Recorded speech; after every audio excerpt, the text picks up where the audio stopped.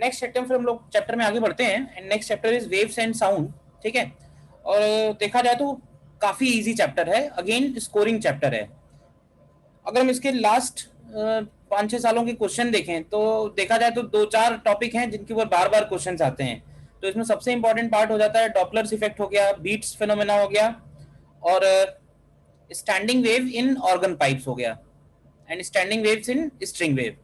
मतलब देखा जाए तो बस 4 कॉन्सेप्ट हैं जिसके ऊपर मैक्सिमम टाइम क्वेश्चंस पूछे गए हैं। ठीक है ना, बट थोड़ी थोड़ी बेसिक बातें भी हम कर लेते हैं जिससे थोड़े थोड़े फॉर्मूले में और भी ध्यान में रहे। ठीक है, तो वेव्स एंड साउंड में सबसे पहले तो ये समझो कि वेव है क्या। तो वेव तो सिंपली हम बोल सकते हैं wave is simply a disturbance.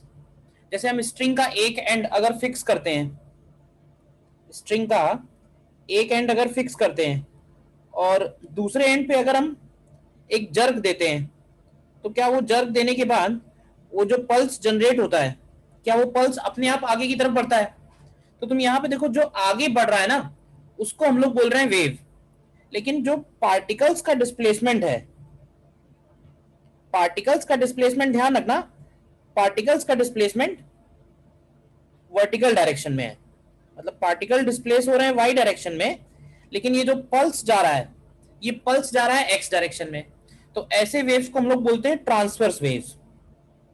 तो ये कहलाता है transverse waves on a string. ठीक है, और दूसरा है suppose sound wave. Sound wave या लॉन्गिट्यूडनल वेव बोल सकते हैं। तो उसमें क्या है, जैसे मान लो कि कोई ट्यूनिंग फॉर्क है, ठीक है, और इस ट्यूनिंग फॉर्क को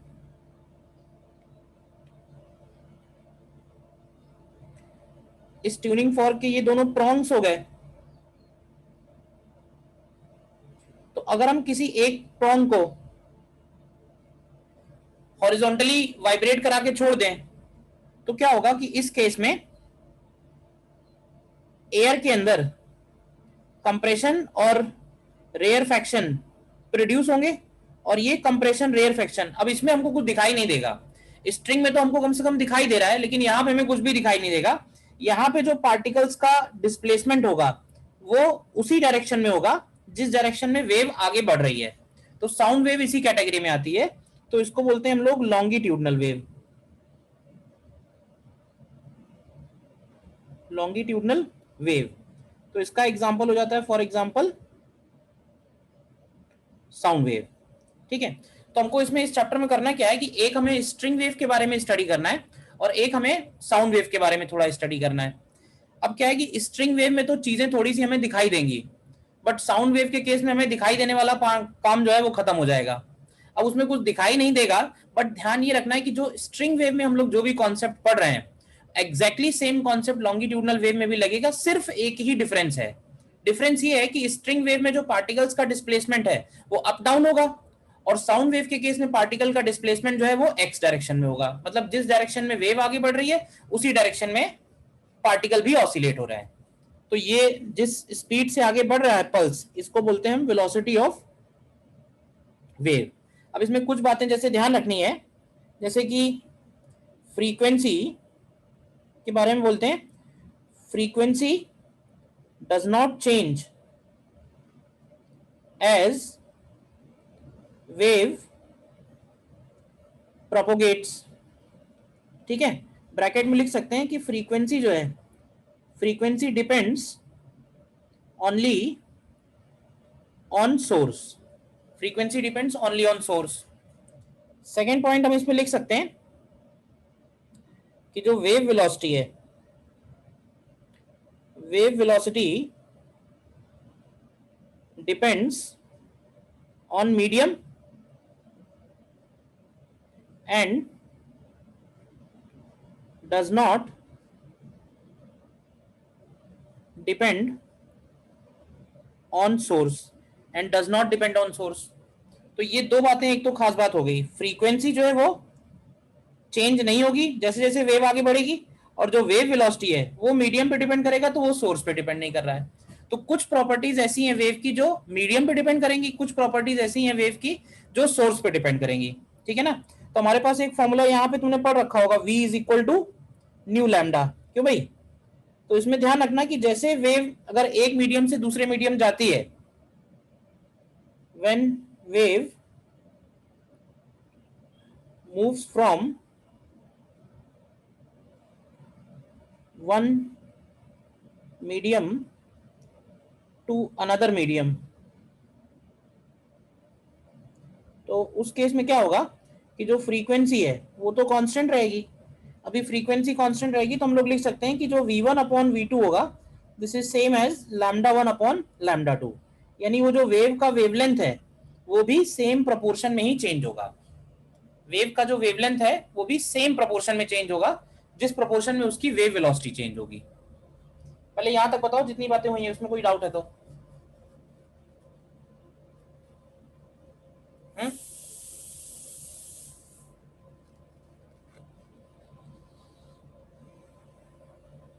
यहां तक जो बातें हैं उसमें कोई डाउट है तो? ठीक है। और हमारा पहला पॉइंट जो इसमें हमें स्टडी करना है वो है wave equation of a simple harmonic wave. Wave equation of a simple harmonic wave. अब इसमें हम लोग ये बोलते हैं कि जैसे सपोज करें अगर कि हमने एक स्ट्रिंग के ऊपर वेव जनरेट की है, और स्ट्रिंग के वेव जनरेट करने का मतलब है कि स्ट्रिंग का एक एंड हम अप डाउन ऑसिलेट करा रहे हैं, ठीक है ना। तो वो जो वेव है वो इस तरह से जनरेट होती जाएगी,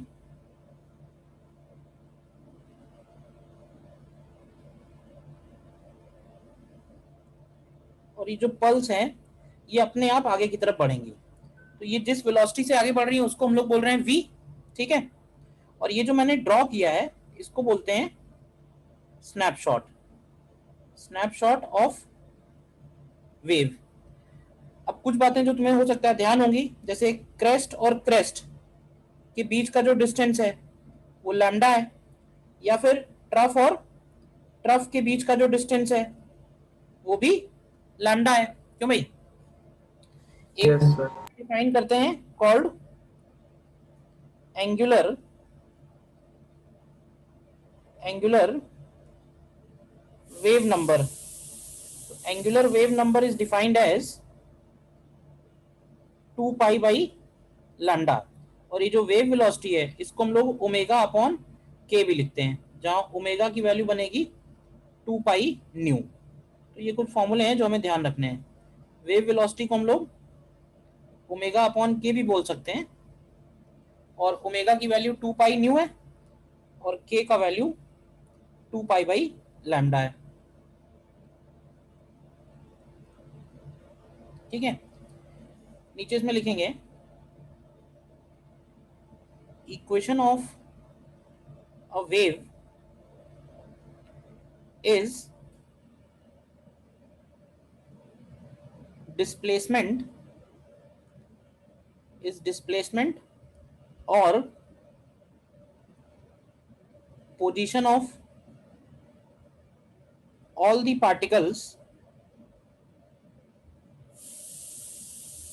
particles of the medium at any general time t, at any general time t। और अगर हम जनरल इक्वेशन लिखें इसमें, जनरल इक्वेशन, तो ये जनरल इक्वेशन बनती है y is equal to a sine omega t minus k x plus five, ठीक है ना। General equation of a wave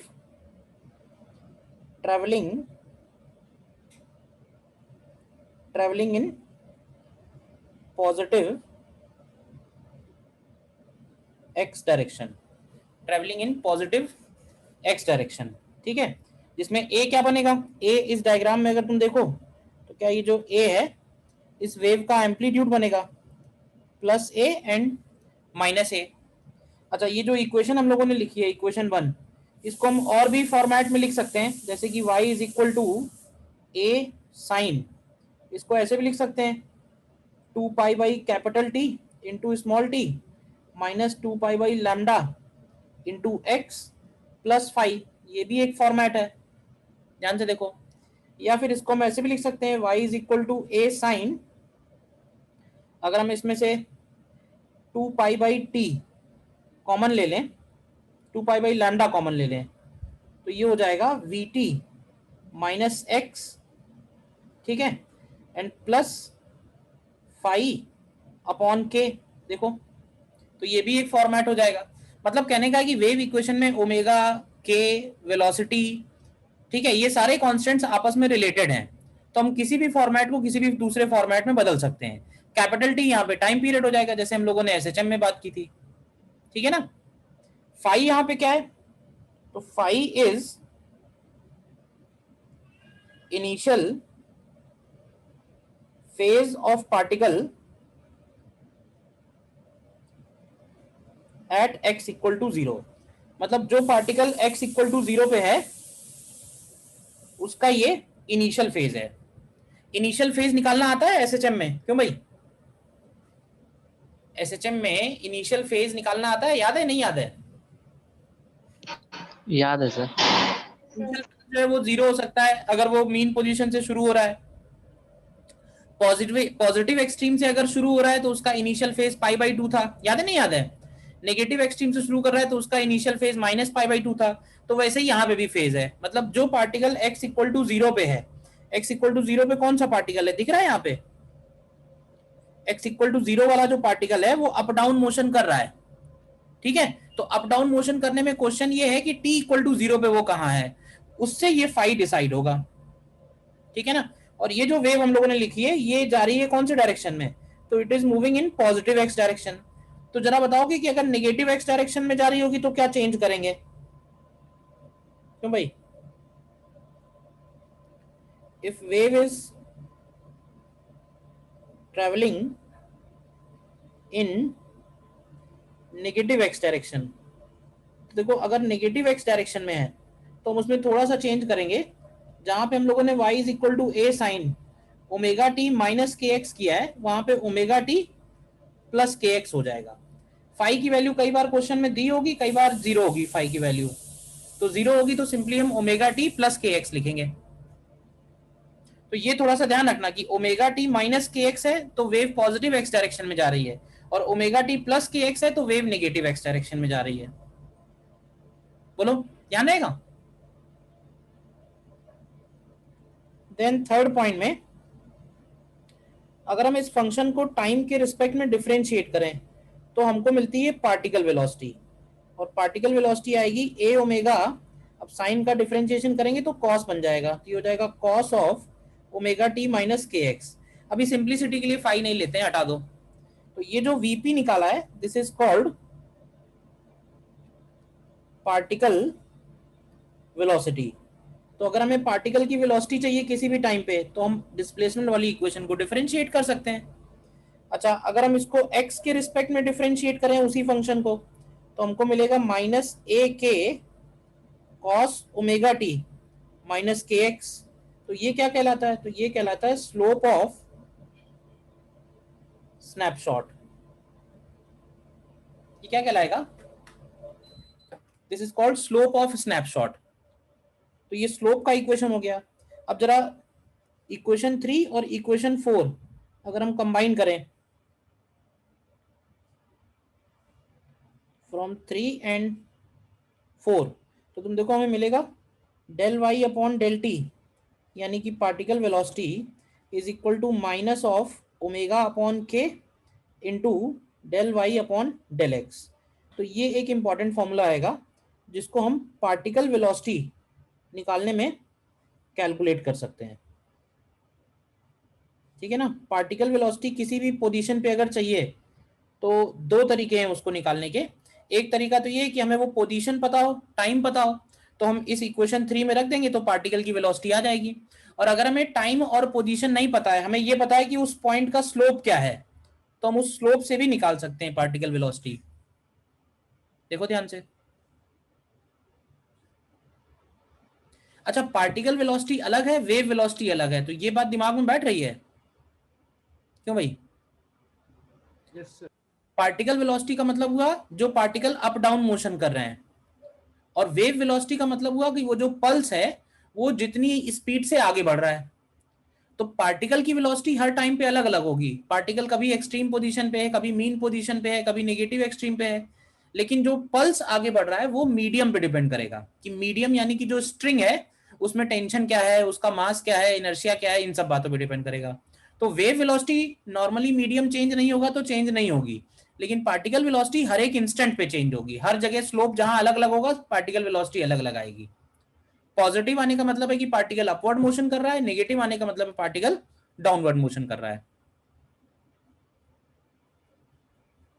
ठीक है। इसी तरह से अगर हमें एक्सीलरेशन चाहिए हो, एक्सीलरेशन ऑफ पार्टिकल, तो एक्सीलरेशन ऑफ पार्टिकल का मतलब होगा y का डबल डेरिवेटिव। तो डबल डेरिवेटिव करेंगे तो ये आएगा minus A omega square sine of omega t minus k x. ठीक है ना? हालांकि जो क्वेश्चंस पूछे गए हैं उनमें इक्वेशन ऑफ वेव के ऊपर ज्यादा कुछ नहीं पूछा गया है, तो बेसिक बातें इसमें ध्यान रखो। कभी कन्वर्ट करने के लिए आ गया पॉजिटिव डायरेक्शन में नेगेटिव, तो इतने से हो जाएगा तुम्हारा काम। ठीक है। और नीचे एक पॉइंट और लिखेंगे, जनरल वेव इक्वेशन। इसमें लिखेंगे a function y is equal to F of x comma T will represent a wave if it is continuous, comma finite and differentiable at all points. ठीक है। we can compare the function with y is equal to f of x plus minus vt to get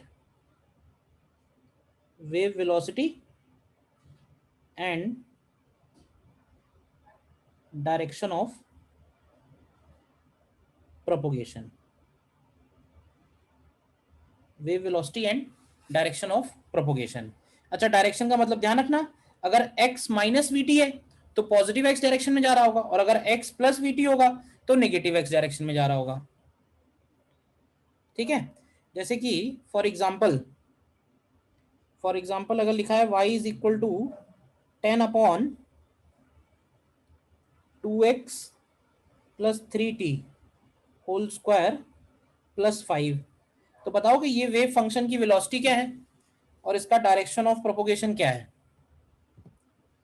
अगर ये wave function है तो इसकी velocity क्या होगी और इसका डायरेक्शन ऑफ मोशन क्या होगा, डायरेक्शन ऑफ प्रोपोगेशन, वेव कौन से डायरेक्शन में प्रोपोगेट हो रही है।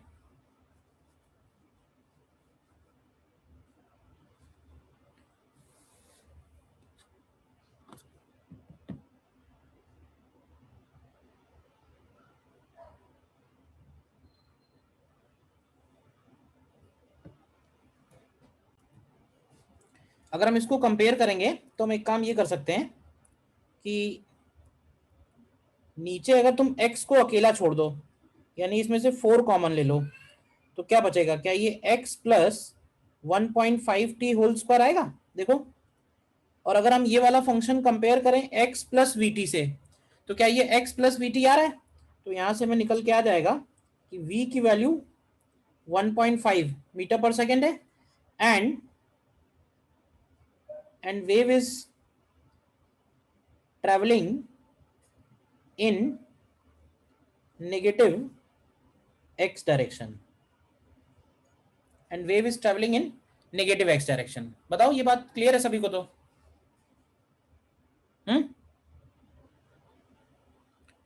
सिंपली क्या करना है तुमको, x प्लस वीटी या x माइनस वीटी के फॉर्मेट में उसको बना लेना है, x को अकेला कर दो, तो t के साथ जो भी मल्टीपल में आएगा वो उसकी वेलोसिटी है।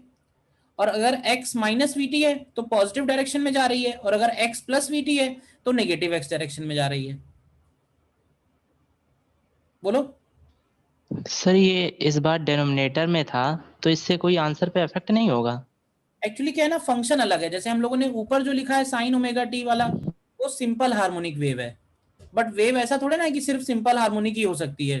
तो मैंने उसके लिए जनरल भी लिखा है कि कोई भी वेव फंक्शन जो इस तरह का दिखने में होगा, इस तरह का दिखने का मतलब ये है कि उसमें एक्स प्लस वीटी या एक्स माइनस वीटी कहीं पे आ रहा हो एक साथ, तो वो वेव फंक्शन रिप्रेजेंट कर सकता है। ठीक है ना, जरूरी नहीं कि वो वेव फंक्शन हो, वेव फंक्शन रिप्रेजेंट कर सकता है। किस कंडीशन में? अगर वो फंक्शन कंटिन्यूअस है, फाइनाइट है और डिफरेंशिएबल है। इन तीनों वर्ड्स का मतलब आप पढ़ते हो ना कैलकुलस में। यस सर, पढ़ते हैं। तो अब हमें बस ये चेक करना है कि ये क्या ये फंक्शन इस फॉर्मेट का है या नहीं है। यस सर, समझिए। उससे पता चल जाएगा। Yes sir. ठीक है, देखो इसमें जो क्वेश्चंस आए हुए हैं,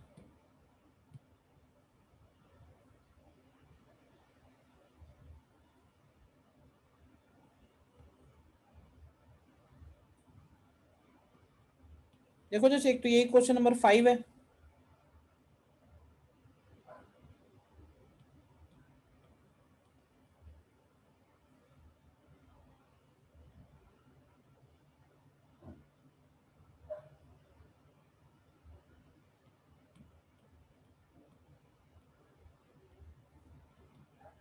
देखो 5, अरे सीधा ही सीधा क्वेश्चन है, सीधा कंपेयर करो। ये रहा फंक्शन, तो इसमें एक काम कर सकते हो कि अगर हम 25t प्लस एक्स अलग कर लें और 2 बाहर निकाल दें, तो ये एक तरह से vt प्लस एक्स हो गया। तो vt प्लस एक्स का मतलब है कि v की वैल्यू हो गई 25 मीटर पर सेकेंड, और डायरेक्शन ऑफ प्रोपोगेशन क्या हो जाएगा? क्या निगेटिव एक्स डायरेक्शन हो गया? कर लिया ना सभी ने? यस सर, कर लिया। Yes, sir. बहुत सिंपल है चैप्टर, बहुत सिंपल है, तुम देखोगे। और देखो, ज्यादा नहीं आया वैसे इसके ऊपर। ये जैसे क्वेश्चन नंबर 20,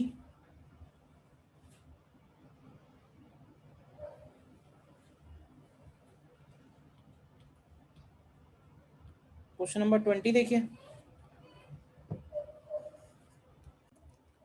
इस केस में पार्टिकल सिंपल हार्मोनिक मोशन में है। तो अगर कोई पार्टिकल सिंपल हार्मोनिक मोशन में है तो उसका मैक्सिमम पार्टिकल वेलोसिटी कितना होगा और कहाँ होगा, बता सकते हो? Sir, A omega. A omega होगा, और कहाँ होगा? जब वो सेम मीन पॉइंट पे सर। जब वो मीन पे आएगा, कभी ना कभी तो आएगा ही ना। Sir. और वेव वेलोसिटी क्या लिखेंगे? तो वेव वेलोसिटी को लिख सकते हैं न्यू लैम्डा। तो क्वेश्चन में वो सीधे सीधे ये कह रहा है कि wave velocity is twice the maximum particle velocity. देखो, तो जैसा कह रहा है कर देते हैं। Wave velocity is twice the maximum particle velocity. Wave velocity को हम लोग लिखते हैं new lambda, and particle velocity को लिखेंगे 2 टाइम्स ए ओमेगा। देखो, तो यहां से इसको न्यू लैम्डा रहने दो, ठीक है। 2a, ए की जगह कितना लिखेंगे? तो ए की जगह लिखेंगे 10/पाई, और ओमेगा की जगह क्या लिख सकते हैं? 2 पाई न्यू। तो तुम देखो यहां से न्यू तो कैंसिल हो गया, तो लैम्डा आ भी गया। यहां से कितना आ रहा है? 40 सेंटीमीटर। बोलो। Wave velocity is 2 times maximum particle velocity, that's it.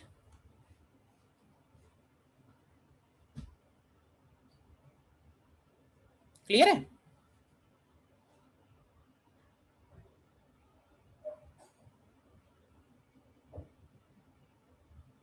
और देखो ये 33,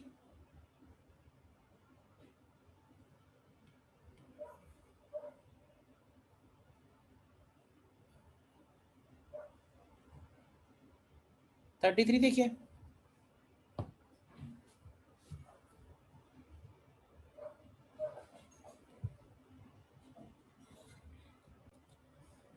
देखो इस केस में हमको इक्वेशन दी हुई है, ठीक है, और कह रहा है कि स्नैपशॉट कौन से टाइम पे है, स्नैपशॉट है टी इक्वल टू 0 पे। तो अगर हम टी इक्वल टू 0 पुट कर दें तो हमको क्या मिलेगा, तो हमको मिलेगा y is equal to A sine k x plus five. अब जरा ये देखो ध्यान से कि ये जो ग्राफ बना हुआ है ये किसका है, ये साइन थीटा का है, साइन एक्स का है, या माइनस साइन एक्स का है, या कॉस एक्स का है, बस इतना ऑब्जर्व करना है। Minus sine x. क्या ये एक तरह से माइनस साइन एक्स है, तो माइनस साइन एक्स को हम लोग sine of x plus pi भी तो बोल सकते हैं, यस और नो। तो यहां से आ जाएगा सीधे सीधे, hence phi is equal to. Phi sir पूछिए। ये पॉजिटिव एक्स डायरेक्शन में मूव कर रही है सर, तो इसको ऐसे लिखेंगे ना, A sine omega t minus k x करेंगे तो सर माइनस एक बाहर आ जाएगा, हाँ तो सर फिर साइन का ग्राफ हो जाएगा सर फिर तो, क्योंकि माइनस ए बाहर आ जाएगा ना, मतलब के एक्स माइनस ओमेगा टी लिखा हुआ है ना सर, तो omega t minus k x इसको करेंगे अगर, ठीक है कर लो, तो क्या करोगे, अगर हम इसको omega t minus k x करेंगे, minus five, T minus k x minus pi plus pi आएगा ना, बोलो यस। फिर क्या करोगे।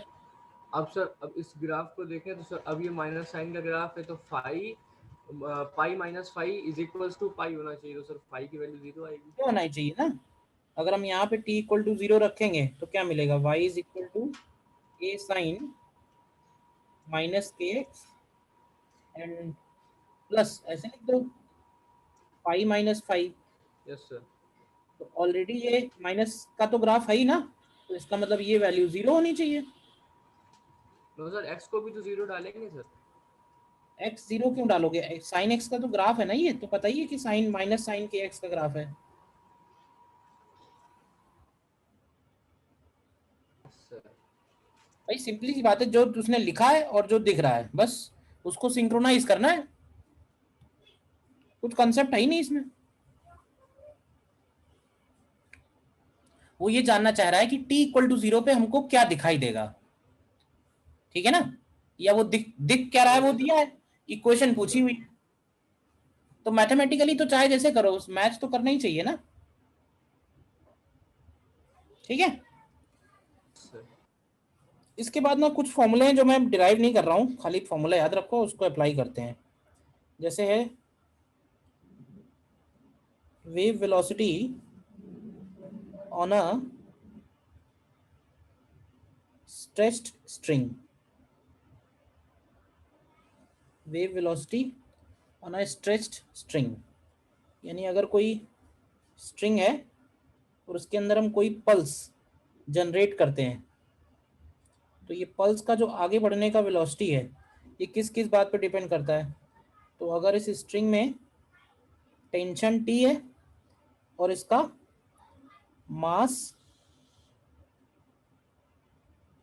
पर यूनिट लेंथ इसका अगर म्यू है, हालांकि मास पर यूनिट लेंथ को हम लोग अभी तक जैसे सेंटर ऑफ मास वाले चैप्टर में लैम्डा से डिनोट करते थे ना, लेकिन यहाँ लैम्डा नहीं से डिनोट नहीं करते हैं क्योंकि ऑलरेडी एक लैम्डा है, तो उस मास पर यूनिट लेंथ को म्यू से डिनोट करते हैं, यूनिट इसका होगा केजी पर metre.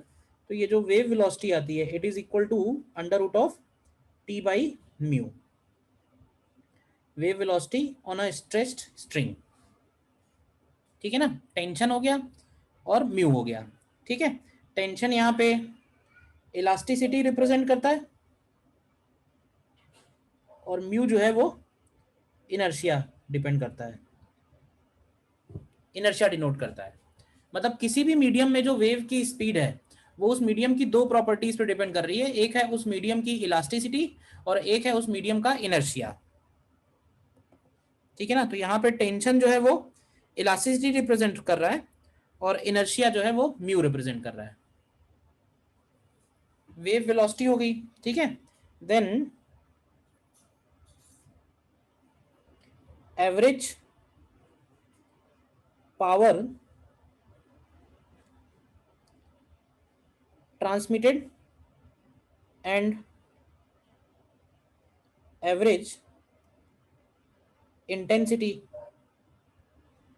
Average power transmitted and average intensity.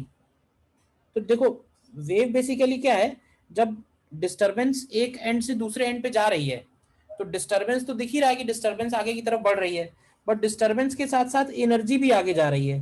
तो कितना पावर ट्रांसमिट हो रहा है एक एंड से दूसरे एंड पे, तो उसके लिए फॉर्मूला है half mu V A square omega square. Half mu V A square omega square, जिसमें म्यू हो गया उसका लीनियर मास डेंसिटी, वी हो गया वेव वेलोसिटी, ए हो गया एम्पलीट्यूड और ओमेगा हो गया एंगुलर फ्रीक्वेंसी। सारे वेरिएबल्स के बारे में मालूम है ना। और एवरेज इंटेंसिटी, एवरेज इंटेंसिटी होती है पावर पर यूनिट एरिया। तो इसका फॉर्मूला इसी से निकाल सकते हैं।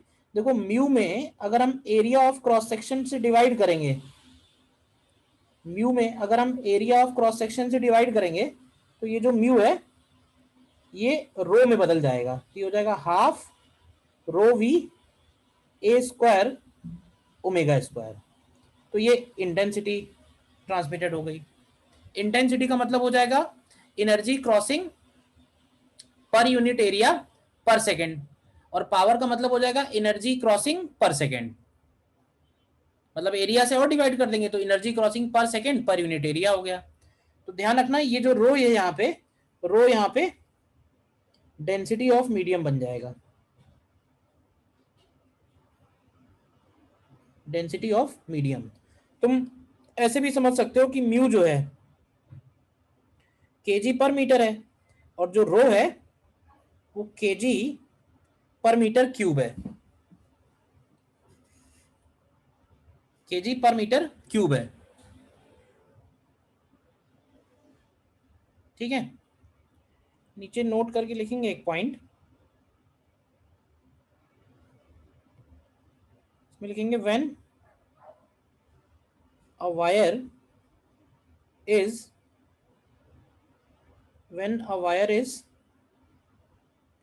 stretched between two rigid supports such that it extends by length delta L.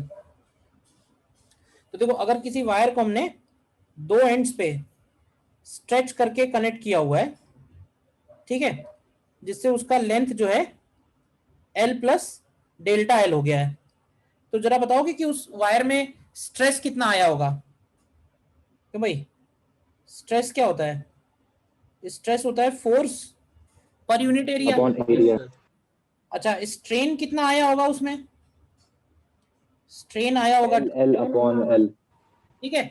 और हमारे पास हमें मालूम है कि हुक्स लॉ से हम लोग लिख सकते हैं yes sir. Tension upon area is Y times delta L by L. Y उस वायर की प्रॉपर्टी हो गई, भाई जिस वायर का वाई ज्यादा होगा उसको स्ट्रेच करने में हमें ज्यादा फोर्स लगाना है, ऐसे है। तो यहां से अगर तुम टी अपॉन एरिया निकालो तो टी अपॉन एरिया की वैल्यू निकल के आ जाएगी Y delta L by L. अच्छा टी अपॉन एरिया हम लोगों ने क्यों निकाला, क्योंकि जो वेव वेलोसिटी है, अब अगर हम इसमें पल्स जनरेट करते हैं तो पल्स की वेलोसिटी कितनी आएगी, पल्स की वेलोसिटी आएगी टी अपॉन म्यू। अच्छा म्यू को क्या हम लोग रो इंटू ए लिख सकते हैं, ये बताओ, म्यू को रो इंटू ए।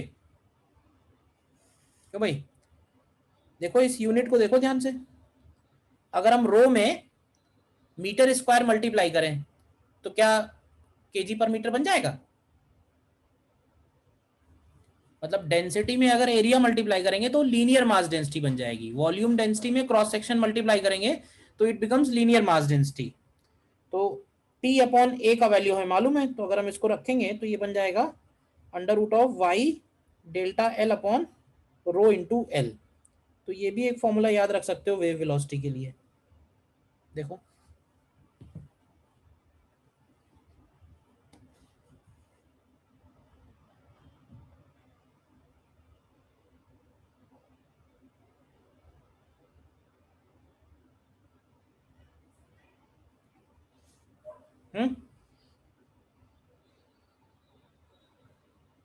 देखो इसमें क्वेश्चन एक दो करते हैं।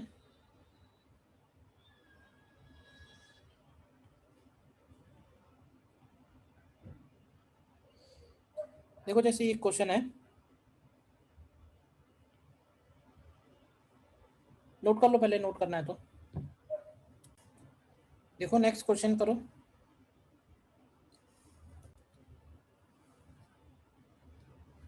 देखो इस केस में क्या क्या कह रहा है, कह रहा है there is a uniform rope,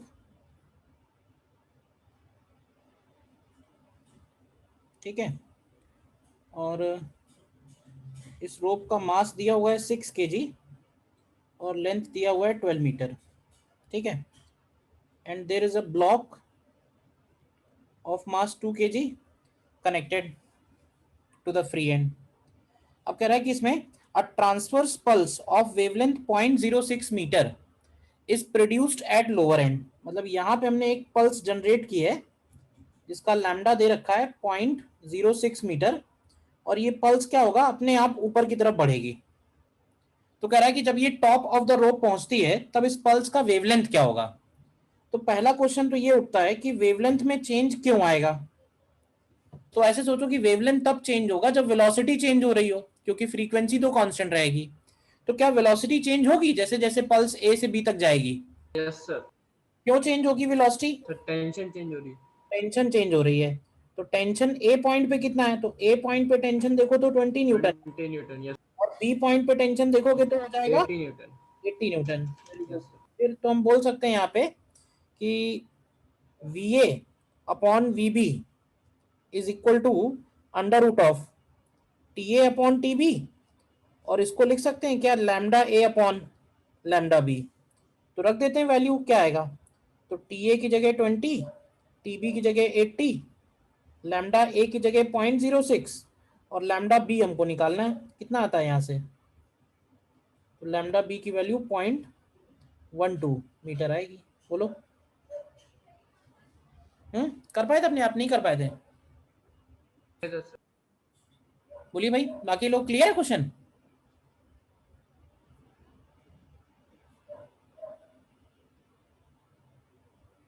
A point पे टेंशन अलग है, बी पॉइंट पे टेंशन अलग है। और देखो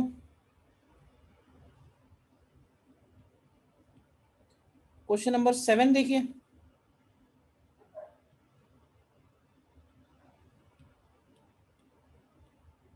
क्वेश्चन नंबर 7 देखो। देखो इसमें लीनियर डेंसिटी दी हुई है, लेकिन ध्यान रखना ग्राम पर मीटर में है वो, तो म्यू का वैल्यू जब हम फॉर्मूले में डालेंगे तो 0.005 लिखेंगे, क्यों भाई, केजी पर मीटर। और वेव वेलोसिटी कैसे निकाल सकते हैं, तो वेव वेलोसिटी को हम लोग लिख सकते हैं ओमेगा अपॉन के।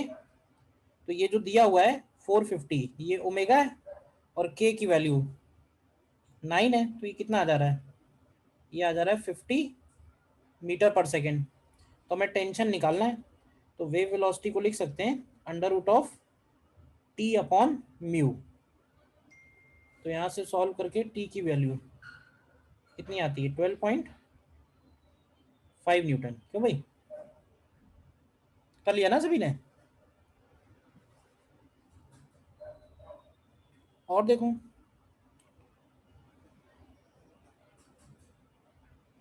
41 देखिए।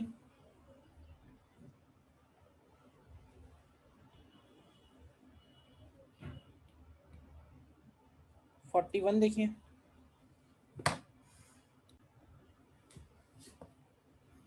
देखो इस केस में क्या क्या दिया हुआ है, मास दिया हुआ है, लेंथ दिया हुआ है, तो इससे हम लोग म्यू निकाल सकते हैं। म्यू का वैल्यू होगा मास अपॉन लेंथ, तो ये हो जाएगा 6 इंटू 10⁻³ ग्राम को कन्वर्ट करेंगे, और लेंथ हो जाएगा 0.6। क्यों भाई, तो कितना आएगा ये, 0.01। 10⁻²। इसके बाद हमें क्रॉस सेक्शन भी दिया हुआ है, 1 mm² का मतलब हो गया 10⁻⁻6 मीटर स्क्वायर। ठीक है। y का वैल्यू हो गया 16 10⁻11, और स्पीड वेव वेलोसिटी हो गई 90 मीटर पर। तो सीधे डायरेक्ट अभी एक चीज बताई थी उसी वही यूज हो जाएगा, क्या आ जाएगा, y into delta L upon a into l आएगा। तो तो म्यू की जरूरत ही नहीं इनफैक्ट, क्यों भाई? तो यहाँ से डेल्टा एल निकालना है। आ रहा है आंसर? सर डेल्टा एल की वैल्यू सीधे सीधे 0.03 mm आ रही है। देखो एक और इसमें कर लो, 44 देखो,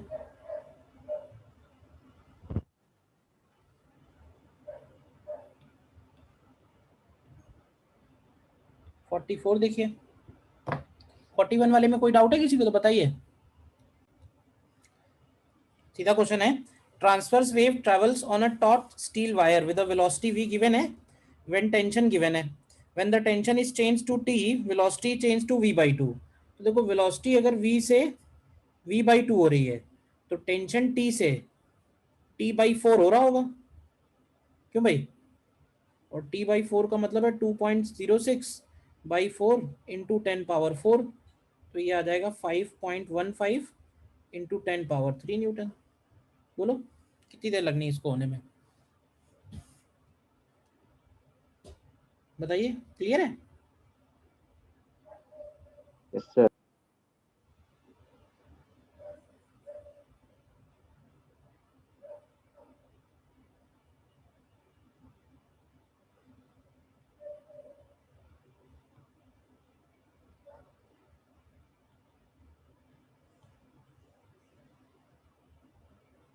और देखो एक क्वेश्चन दे रहे हैं, ये थोड़ा अच्छा क्वेश्चन है, बाकी तो सीधे सीधे ही क्वेश्चन है मैक्सिमम। देखो इसको ट्राई करो। देखो इस केस में क्या है, इस केस में उस रोप से कोई भी मास नहीं सस्पेंडेड है, बट इस केस में वो जो रोप है वो खुद ही हैवी रोप है, और खुद हैवी रोप होने की वजह से हम उसमें जब पल्स जनरेट कर रहे हैं तो पल्स अपने आप ऊपर जा रही है, क्योंकि उसमें उसके वेट की वजह से खुद का टेंशन है। तो सबसे पहले तो हमें ये देखना पड़ेगा, टाइम आएगा सर 2√L/g। हाँ करेक्ट, सही है। तो अगर हम मान लें कि ये लोअर एंड से x हाइट पे है, ध्यान से देखना, तो सबसे पहले हमें चाहिए कि इस x हाइट पे टेंशन कितना होगा, ठीक है? तो tension at x equal to x, तो ये इक्वल बनेगा किसके? तो ये हो जाएगा weight of x length of rope, बोल सकते हैं ऐसा। तो टेंशन की वैल्यू हो जाएगी, अब x लेंथ का कैसे पता चलेगा? तो m/l इंटू x इंटू जी, ये बताओ क्लियर है? और म्यू की वैल्यू होगी m/l, तो इन दोनों से अगर हम v निकालें तो v की वैल्यू होती है √t/μ, तो v आ जाएगा √gx। तो ये हमारा पहला आंसर है। पहले ये बताओ इसमें कोई डाउट है किसी को? तो क्या होगा कि इस रोप में हर एक जगह अलग अलग टेंशन आएगा। अलग अलग टेंशन क्यों आएगा? जितना हम ऊपर चलते जाएंगे टेंशन की वैल्यू बढ़ती जाएगी वेट की वजह से। अभी टेंशन इंक्रीज होगा तो वेलोसिटी भी उसकी धीरे धीरे इंक्रीज होती जाएगी, तो वेलोसिटी की वैल्यू √gx के बराबर आ रही है। देखो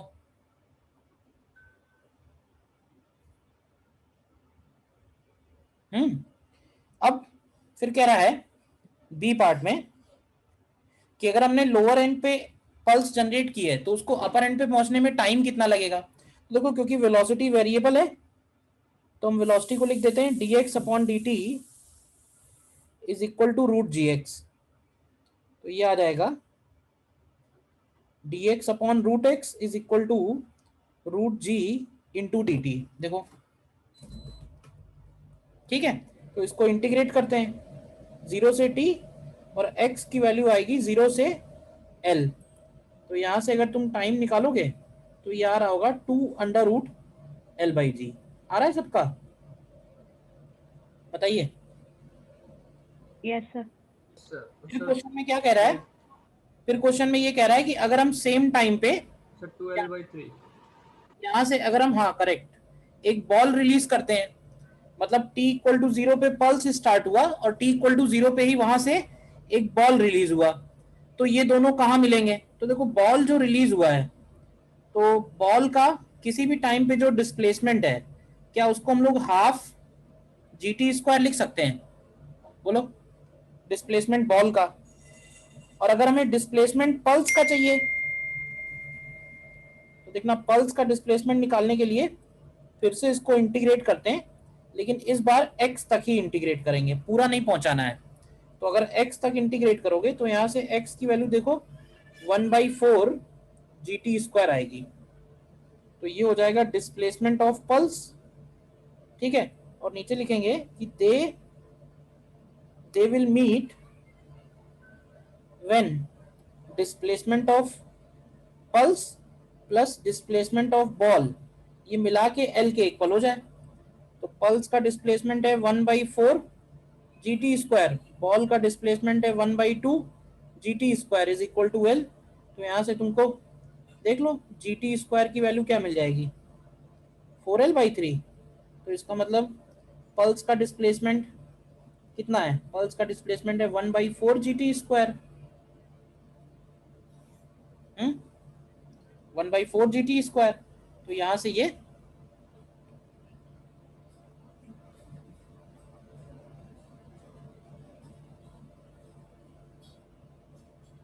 L/3 आ जाएगा, यानी बॉल और पल्स नीचे से L/3 हाइट पे मिलेंगे।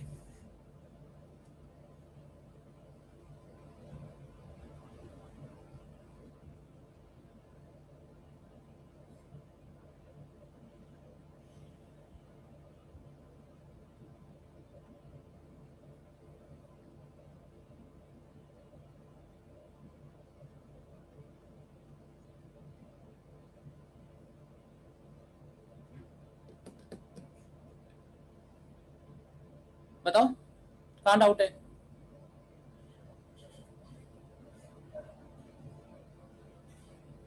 क्लियर है नहीं? यस सर क्लियर है। और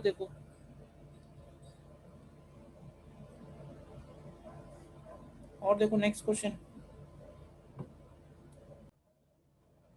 हाँ, इसमें आंसर ए आना चाहिए। देखो मैं करता हूं, जिनका नहीं आ रहा है और जिनका आ गया है वो नेक्स्ट देखें। नेक्स्ट क्वेश्चन ये लो,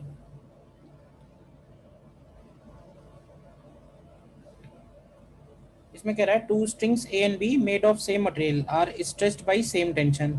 The radius of string A is double the radius of B. तो देखो रेडियस के फॉर्म में फॉर्मूला हमें लेके आना पड़ेगा। तो फॉर्मूला तो होता है T/μ अंडर रूट। अच्छा, म्यू की जगह हम लोग लिख सकते हैं रो इंटू ए, और ए की जगह हो जाएगा, अगर हम क्रॉस सेक्शन एरिया लिखें तो ये हो जाएगा πr²। तो यहाँ से देखोगे तो V inversely proportional to R हो जाएगा। तो यहाँ से हम लोग सीधे सीधे लिख सकते हैं कि VA/VB is equal to RB/RA। तो RB/RA क्या हो जाएगा, 1/2 हो जाएगा बस।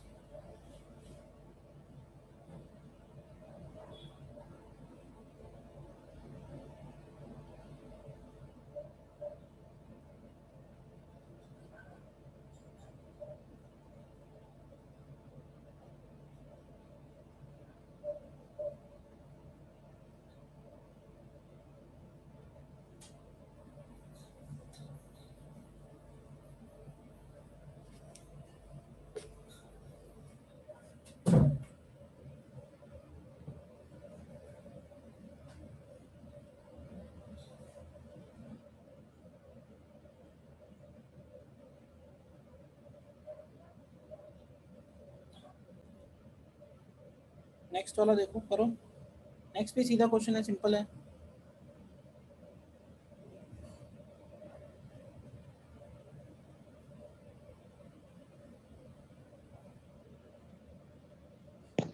सर इसका डी है। सेम होगी।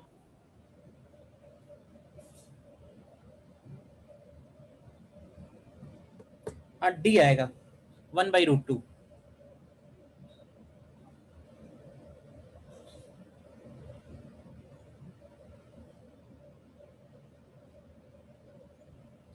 देखो इस केस में क्या होगा ना, पुली वाला जो केस दिया हुआ है, अब इसमें हम अगर आइडियल पुली है तो देखो जहां तक स्ट्रिंग सेम है वहां तक टेंशन सेम रहेगा, लेकिन इस स्ट्रिंग में टेंशन 2t हो जाएगा। देखो मतलब AB का टेंशन अगर हम लोग T ले रहे हैं तो CD का टेंशन 2t हो जाएगा। तो यहां से सीधे सीधे V1 upon V2 is under root of T1 upon T2, तो ये 1/√2 बन गया, सीधा क्वेश्चन है। नेक्स्ट देखो,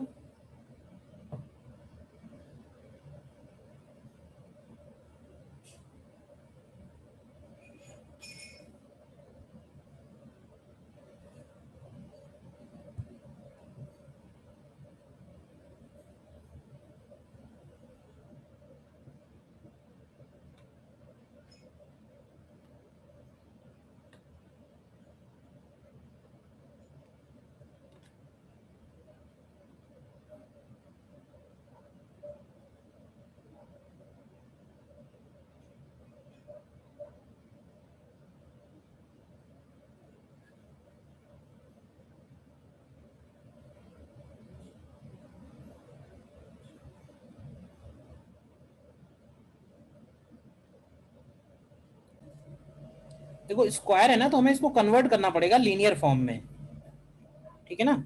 जैसे y is equal to a है तो a/2 कर दो, तो ये हो जाएगा 2 sine square kx minus omega T, and 2 sine square theta को क्या लिख सकते हैं, क्या 1 minus minus cos 2 theta cos 2 theta लिख सकते हैं। Yes. तो cos 2kx minus 2 omega T, तो इसको हम लोग ऐसे लिखेंगे y minus a/2 is equal to, अब माइनस a/2 है तो चाहो तो उसको अंदर ले जाओ, तो ये हो जाएगा cos of 2kx minus 2 omega T and plus pi. देखो ध्यान से, अब ये वेव इक्वेशन बन रही है, ठीक है ना। ये y माइनस a/2 का मतलब ये हुआ कि ये y इक्वल टू 0 के अबाउट ऑसिलेट नहीं हो रहा है, ये y इक्वल टू a/2 के अबाउट ऑसिलेट हो रहा है। मतलब नॉर्मली हम लोग जब इक्वेशन लिखते हैं, समझना इस बात को,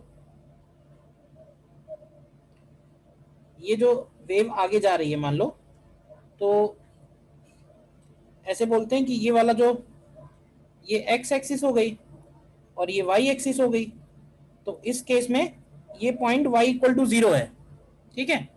लेकिन अगर हम इसी में थोड़ा चेंज कर दें, चेंज ये कर दें कि ये वाली सिचुएशन हो जाए मान लो, तो अब ये वाला जो पॉइंट है, मतलब जो मीन पोजीशन है उसकी, वो a/2 शिफ्ट हो गई है, तो a/2 से और a/2 ऊपर जा रहा है, a/2 से और a/2 नीचे आ रहा है, इस तरह से है ये बात समझ में आई।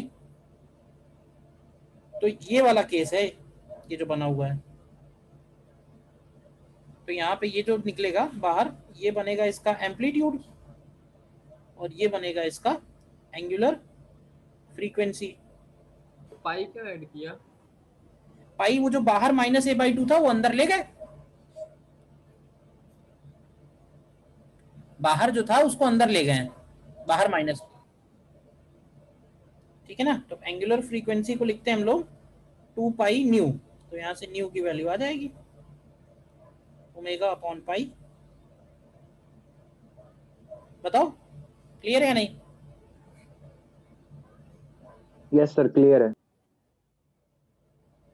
ठीक है, तो अभी आज इसमें इतना ही रखते हैं।